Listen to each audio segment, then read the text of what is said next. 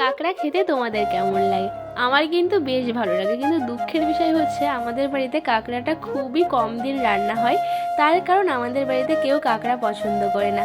আমার দাদু তবে একটু আধটু খায়, কিন্তু আমার মা বাবা কেউই খায় না। আর আমার দাদুর যেহেতু দাঁত নেই, মানে সব দাঁত নেই, তার জন্য আর কাঁকড়াটা খেতে পারে না। ওই কাঁকড়ার গ্রেভি দিয়ে একটু খেয়েছিল। তো চলো, আজকে আমি করেছিলাম কাঁকড়া রান্না, তো রেসিপিটা শেয়ার করি। প্রথমে কাঁকড়াটা ভালো করে কেটে পরিষ্কার করে ধুয়ে নিয়েছি, তার কারণ কাঁকড়ার গায়ে তো তোমরা জানোই অনেক নোংরা থাকে। আর তারপরে আমি কাঁকড়াটা ভালো করে ভেজে নিয়েছি, খুব একটা কড়া করেও ভাজিনি। তো তারপরে ওই তেলের মধ্যে জিরে ফোড়ন দিয়েছি, আর একটা আমি মশলা বানিয়েছিলাম আদা জিরে রসুন আর কাঁচা লঙ্কা দিয়ে।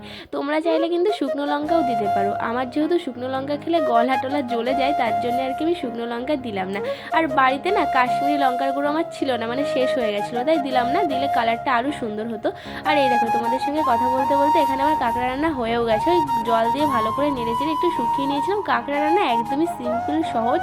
আর এখানে আমি ভাত নিয়ে বসেও গেছি খেতে, আর বিশ্বাস করো দুর্দান্ত হয়েছিল, মানে এতটা সুন্দর হয়েছে আমি এক্সপেক্টই করিনি।